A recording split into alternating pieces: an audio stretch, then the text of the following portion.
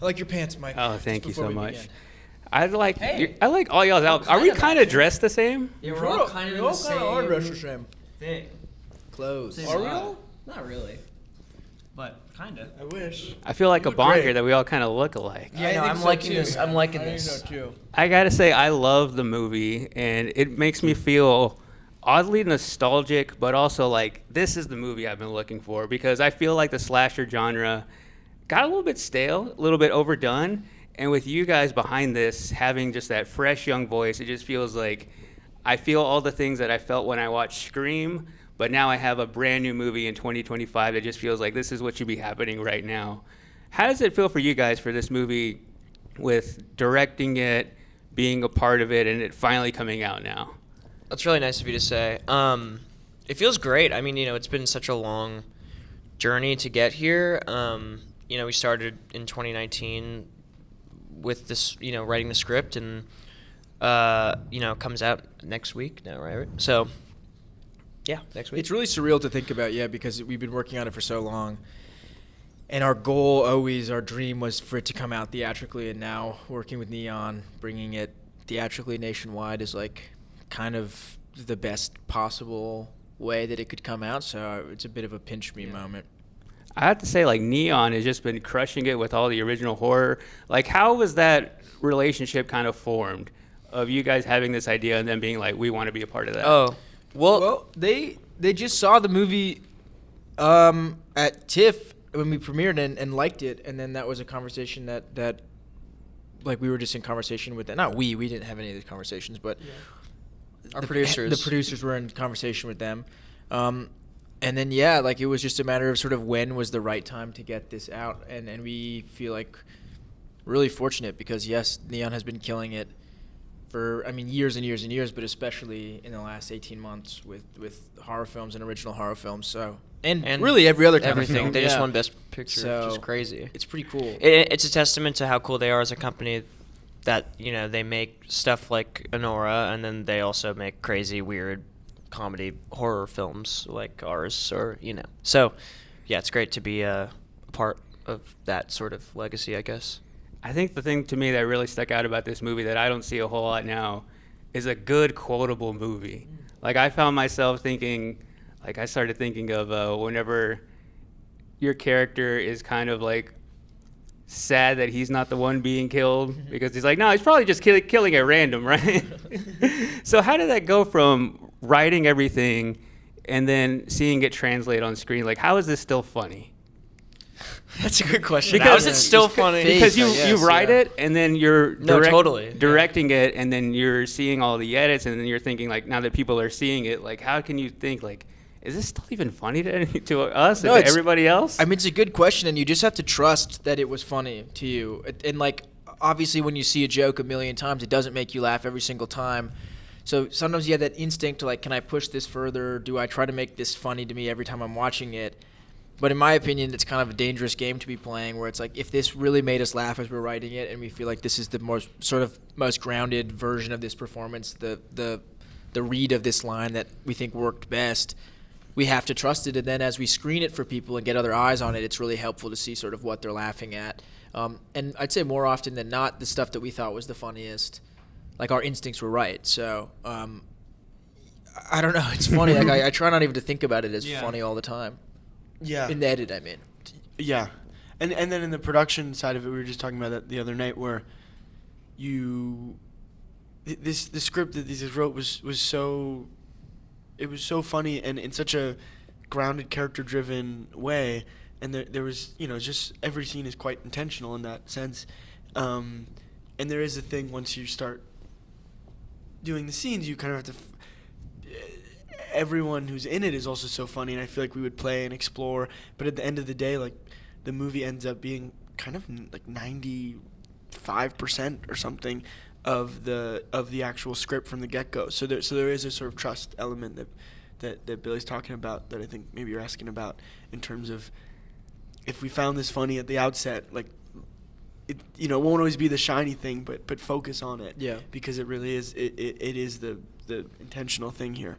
I love what you said about the movie being so character driven, because I think that's also what stood out to me, is like, I could buy into everybody's personalities, and I know how Jason is going to react to something because he's a guy who loves his job. Like, that's kind of what I took away from this. Like, this is somebody who just wants to do his job to the best of his ability, and that is what he's kind of here to do. And then you have your character, Bobby, who's just like, I got to be good looking to these guys. So how do you write really well-rounded characters? You write every character as if you're going to play them in the movie. Yeah, exactly. So is this movie a lot of like what you guys are, like in real life? A little bit, yeah. Yeah. I like to think that we're a little more self-aware than our characters, and that's sort of why we're able to make fun of certain aspects of our personality. But, I mean, there's definitely... I would say that Finn and I, when we were just sort of joking around, would fall into these caricatures of ourselves, which I'd say sort of became Bobby and Chris, and like it's a send-up of our dynamic and sort of our own personal... I don't want to say like insecurities or something, but like there's idiosyncrasies. Elements of Bobby for sure that come from my own life that I just find funny and like I'm not fully committed to, but the fact that I can very easily think like that is concerning to me. Like it's a little too easy to fall into that sort of mindset. But then I'm not even actually joking about the like writing every character as if you'd play it, and I think that's something helpful about being an actor and a writer. As we were writing versions of the script, it's like we would do a pass with each character in mind, being like, if I were to be sent this character, what would excite me most about playing this part?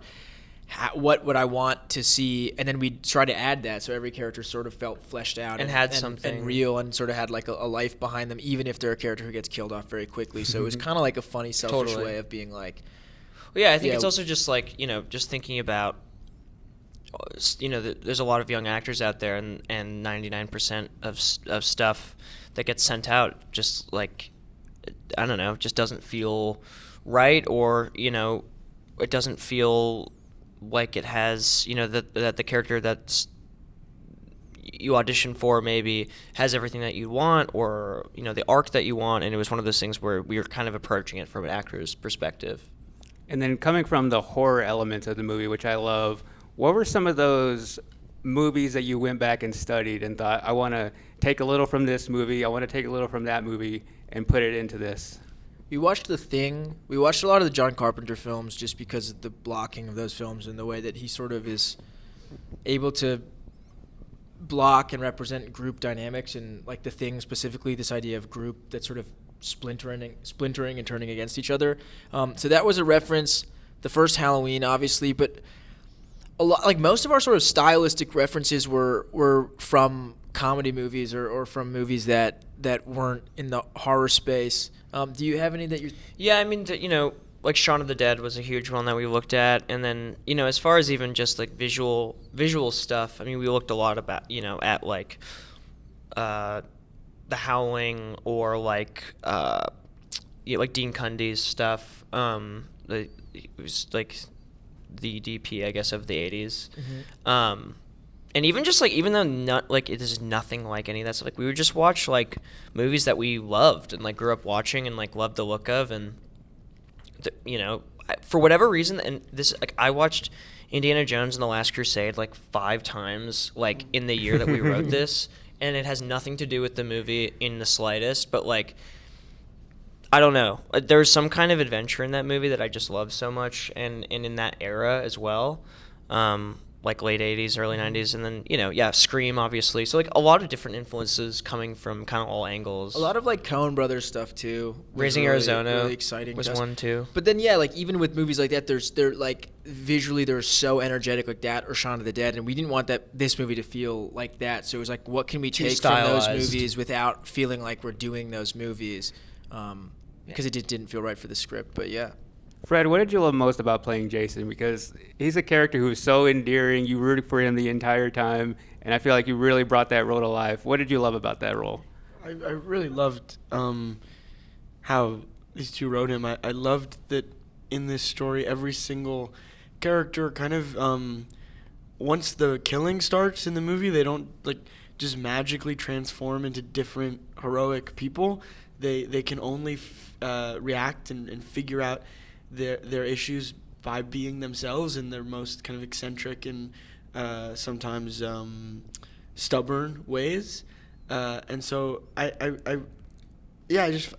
think sometimes like you play people that you find also genuinely inspiring. Like he's someone who is,